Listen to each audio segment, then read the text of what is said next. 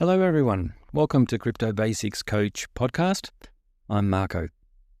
I'm here to help people navigate this topic so as to benefit from the opportunity this new technology provides and not get distracted or put off from the nonsense there is out there about crypto.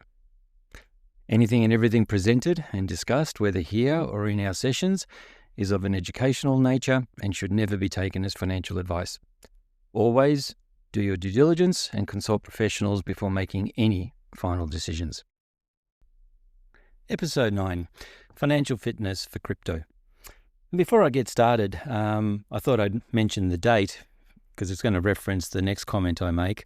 It's currently the 12th of October, Sunday, and I just wanted to say I'm sure a lot of people would have been surprised, shocked, scared of what's happened to the market recently.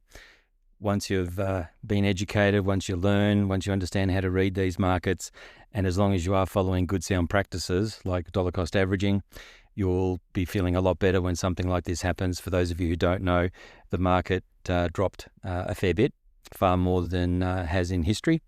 A lot of people in the know will understand that this is a buying opportunity, and I've sent out a message to my private group saying I hope you're acting like wolves and not like deers in headlights. If you don't understand that comment, then you will eventually. So just wanted to make reference to that because it was just a very good experience to see what these markets can do, what they're capable of doing, and how you need to be positioned to be able to take advantage of them and not take it in a negative manner. Anyway, today's topic, financial fitness for crypto. Now, what do I mean by that? Well, I think I've mentioned in a previous podcast, you can think of me as your personal trainer. And so if this was to do with health, we'd be sitting down and putting together a basic plan. And of course, it's going to be fine-tuned to the individual based on where they're starting from, based on their enthusiasm, their goals, their ambitions, and what they're looking to achieve. So if this was a fitness conversation to do with health, we'd be talking about how often to exercise, what type of exercise, supplements, perhaps going and getting your blood work so you understand how you are metabolically healthy. You would also look at some bad habits that you might have, the times that you eat, how much sleep you're getting, etc., etc. We would be discussing basic things. And interestingly, in crypto, when I sit down with people as part of the conversation, sure, most people want to understand what crypto is. And of course, everyone's interested in, which asset should I buy? Which asset should I get into? But it's far more than that. And I hope I've articulated that in previous podcasts. And so what I did was, given I was being asked by a number of people, well, what should my daily activity, what should my weekly activity look like to be able to support this journey, this educational journey that I'm on in understanding crypto? Surely it's not just about, purchasing 2 or 3 cryptos and then just doing nothing. And I absolutely agree with that. That is more like betting. If you're going to become an investor, crypto is no different than any other asset class. There's a lot more that should go behind it. And some of these habits should be as daily as you brushing your teeth, having a shower, eating, etc. So I came up with a few. And this is just a basic understanding that you can start with to get an idea of, well, are you doing as much as you should be doing? And you could be doing more than this, or you could be doing less than this. And it's going to totally come down to what your goals are, what your enthusiasm is, how high your ambition is. You can then tweak this as you need. So please take this with a grain of salt, but at least it gives a starting point for a lot of people who are looking to weigh into this industry or may have been involved in crypto and perhaps are lagging behind. They're not quite sure why. Hopefully this little fitness program will give you a bit of an idea of what you should be doing if you're chasing your financial aspirations. So the first thing that I want to talk about is no different than you teach your kids to, be careful who they hang out with, be careful what influences they have. Same applies to you. And so by that, what I mean is you might be hanging around with the same people you always have, whether that's family, that's friends, that's work colleagues, and they'll have a certain mentality. They'll have a certain understanding. They'll have a certain attitude towards life and finances. And be careful that you haven't just adopted their way of thinking. And so if you have, and that way of thinking hasn't served you well, it hasn't got you where you want to be, then you're going to have to diversify the people around you. Now, that doesn't mean you necessarily go out and find new friends, although that can help sometimes. And clearly it's pretty hard to go out and find new family, so we'll put that one aside. But one of the things you can do is you can increase the influence that you're receiving from what you listen to. If you're listening to TV and radio and public media, well, be very, very careful. They usually tell you things that are either too late or aren't going to serve you well. On YouTube, however, you can start to select multiple channels that you can look at. And what I encourage people to do is to start spending 6 to 10 hours a week. Okay, 6 to 10 hours a week listening to different YouTube channels from different people. Now, the hours, as I say, depending how quickly you want to develop, you can spend more hours or less hours. And for those of you who straight away are thinking, yeah, where am I going to get the time? Please, this is not a channel of excuses. Okay, some of you do lots of reading and browsing sitting on the toilet. Some of you do it behind your desk. Some of you might be drivers of vehicles. You spend a lot of time listening to music and other stuff. Well, replace that amount of time. Everyone has the same amount of time, and everyone has whatever resources they have at their disposal, and it all comes down to how you're using them. Okay, yes, we'd all like more time. Yes, we'd all like more money, but life doesn't work that way. So you sit down, be diligent with yourself, be honest with yourself, work out how many hours you're spending listening to stuff that has nothing to do with where you want to head to, and start replacing it. Now, on the YouTube channels, the other important thing is that, of course, quality. It's not just about quantity. So it's not just, oh, yeah, I listened to 6 to 10 hours, but who did you listen to? What information did you listen to? Now, what's worked for me may not work for you, but what's worked for me is I like having a diverse set of YouTube channels that I listen to. Some of the ones I listen to are to do with precious metals. Some of them I listen to have to do with economists. Some that I listen to have to do with Goldman Sachs fund manager type people like Raoul Pal. Some of the channels I listen to are just really the news channels to get an idea of what's happened in the industry. Some of the channels I listen to are specific to the assets that I've purchased to understand what are they doing, what are they developing, what partnerships have they acquired, to either get into new projects or confirm that the ones I got into are worth still holding on to. So for me, having a diverse range of YouTube channels works well, especially when multiple ones from different industries are all kind of saying the same thing. Okay, and I think I've mentioned another one in earlier podcasts of Clive Thompson.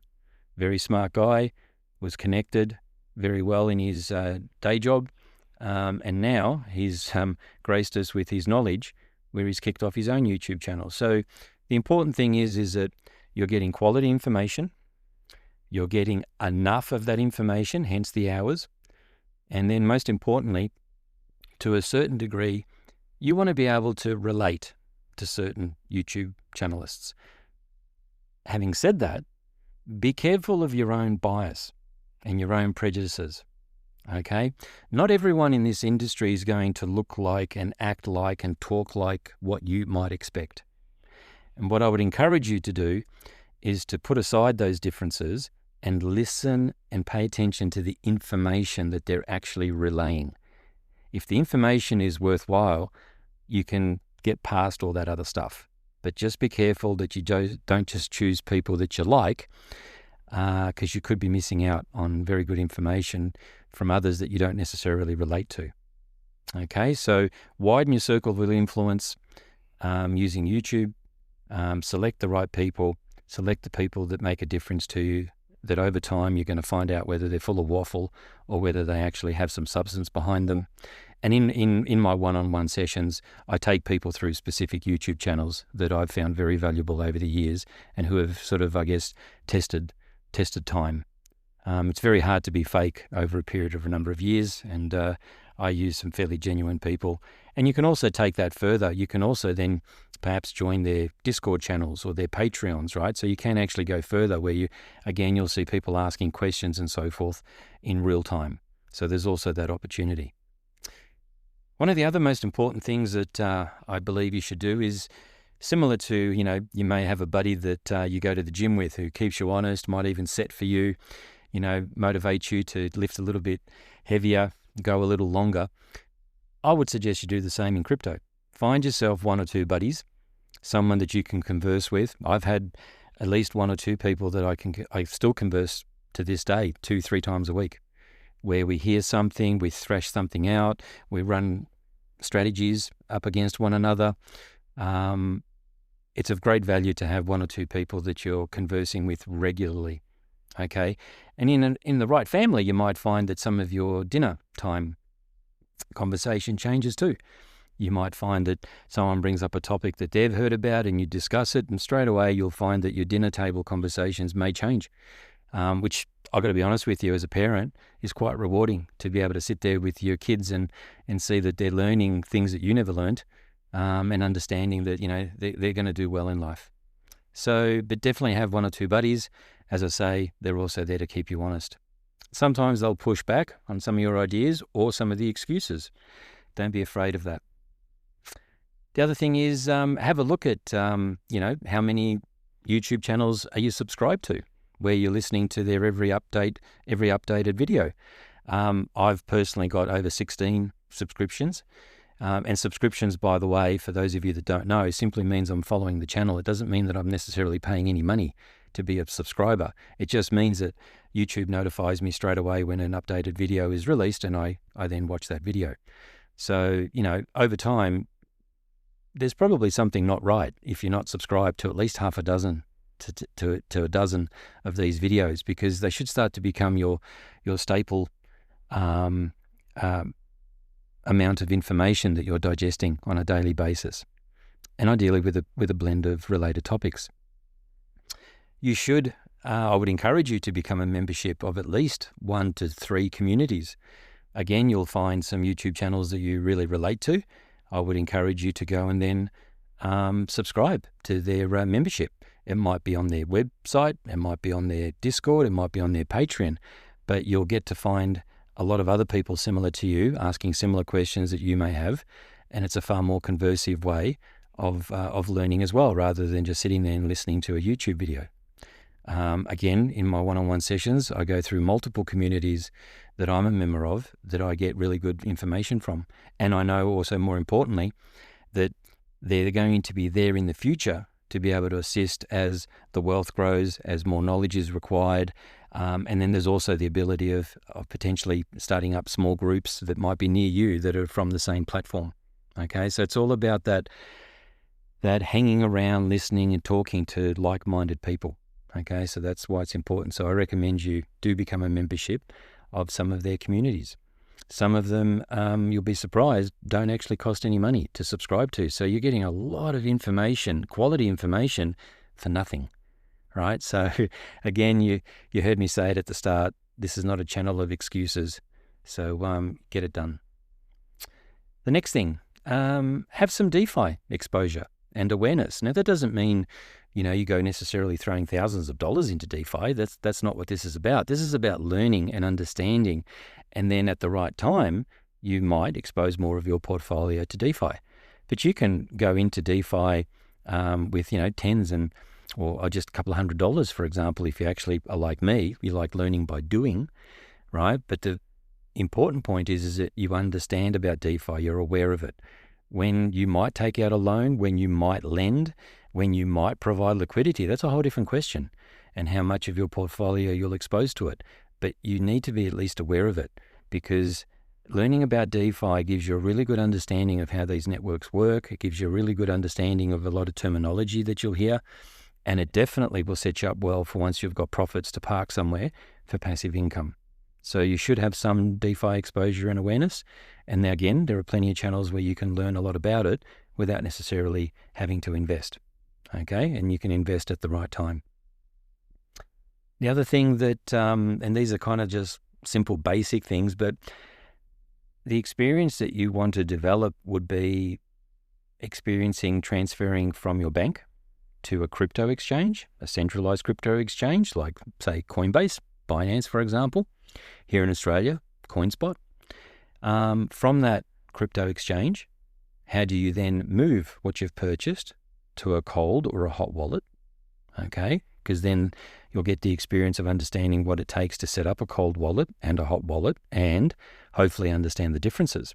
Okay, especially from a risk perspective, there is differences, and functionally, they're typically used for two different things. And then from those hot and cold wallets, how do you then interact with the DeFi platform? Okay, so that you can lend your money out or borrow against it or provide liquidity. Okay, because DeFi platforms are essentially decentralized exchanges. Okay, so accessing those, again, different procedure and different experience. And again, you want to learn, well, how does that work? So that when you need it, you'll know what to do and how to do it. And it'll also keep you attentive as to what different type of DeFi platforms there are, because there's hundreds. Some is not as good as others. Some have been around quite a long time. Some have got good liquidity, some don't. Okay, so again, that's something to learn. And then reverse that whole process, meaning, well, okay, so how do you then get out of these liquidity pools? Or how do you then stop lending or borrowing? How do you then move the funds from the hot and cold wallet back into a crypto exchange and potentially back into money in your bank? Okay, so you want to become proficient with that process. And what you'll also find is that, as happened in the last 48 hours, you may find that certain centralized exchanges perform better than other exchanges. There was heaps of news around globally that some platforms essentially seized up. So that might also help you select the right platforms, the ones that seem to operate fine when there's huge liquidity and huge volatility. Again, in the one-on-one sessions, I go through some of those examples based on my own experience and based on others. But that gives you a feeling of or gives you an understanding of, well, what type of physical things should I be actually experienced in doing in this industry? And hopefully what I've just covered gives you an idea. And then one of the most important ones, and one that I'm a huge proponent for, is, are you able to explain to someone what is it that you've bought? What's the use case? Okay, what you'll find is two things when you have to explain something to someone else. The first thing is that you're going to have to get to a point where you've had to learn enough about it to be able to explain it. And by explaining it to someone else, you'll actually get a better understanding of it in the first place. So I always encourage people, don't be shy. Absolutely go and share this opportunity. Absolutely go and try to teach other people this. No matter how much you know, if you start with someone who knows nothing, you still know more. Okay? Don't be frightened of that. That actually helps your learning process. So I would encourage you to, as one of your goals, no matter what it is you decide to do within this industry, no matter which asset you buy, right? This is one of the things you should be able to do. If you can't do it, you should ask yourself, well, why? Have you not spent enough time understanding it? Have you just taken a bet because you heard of a hot tip? So you're not really acting as an investor, right? Because you should be able to explain to a beginner, well, what's the use case of this asset?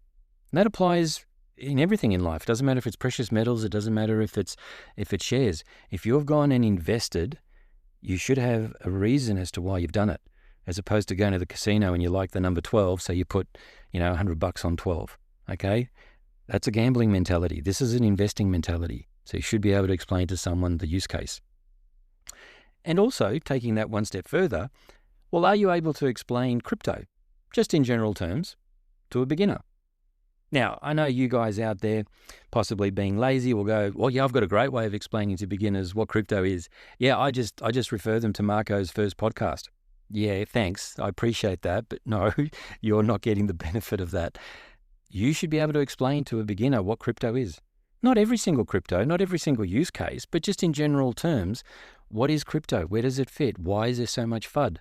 You should be able to take that information in my very first podcast and then word it in your words so that you've understood it in your head and then be able to explain it to somebody else. So I haven't counted, but I've probably given you 6 to 8 different little tasks there or suggestions as to, well, what does, financial fitness in crypto look like? And it's a blend of expanding your mind, expanding your circle of influence with the right information, making sure you're doing that regularly. Actually then, if you're going to wade into this industry, actually experience transferring of money in different ways to different platforms, to different devices, being able to also then take that further and joining some communities and taking it further by perhaps being a little bit more active. And then, of course, the ultimate test is, well, are you actually able to explain this to people? What the use case is of the particular assets you bought and what crypto is in general terms. So I hope you found that informative, and I hope you found that interesting, but I would recommend you put some sort of plan together so that you've got some accountability to yourself of what activities am I actually doing every day in terms of helping me get to where I want to get to. Now, of course, some people's favourite topic, homework. Last week, I encouraged you to look into BRICS. Hopefully some of you have. They've actually, interestingly, been in the news in the last 7 days about things that they're doing, things that they're forming. Hopefully you found that not only informative, but it's made you aware of some very larger activities that are going on in the world that crypto is being used for, and some of the geopolitical landscape that is also pushing the adoption of crypto, and the whole debasing of the US dollar being used as the reserve currency of the world. And of course, again, in the one-on-one sessions that I do with people, a lot of people have further questions, trying to clarify their understanding of these things, and that's what we cover in the one-on-one sessions. This week, what I encourage you to look at doing is, when you get onto these exchanges and you're placing orders, something that you need to know about, understand, is what I want you to look into, which is, what are spreads and slippage in regards to exchange prices? So go and have a look at that. Go and get an understanding of what they are. Next week, the other piece of homework will be how do they actually affect the overall cost of your trade.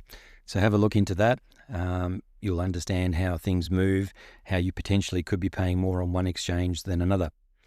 Hope you found today worthwhile. Hope you've had a great weekend, and I look forward to catching up with you guys next week. Cheers. If you found this information helpful and are interested in a more hand-holding approach while navigating this complex industry, please visit cryptobasicscoach.com, that's basics with an S, and book a session.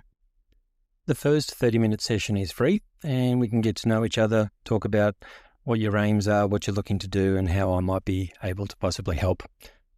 I've helped people get started, set up exchange accounts, wallets, DeFi platforms, and general knowledge. Look forward to speaking with you. Cheers.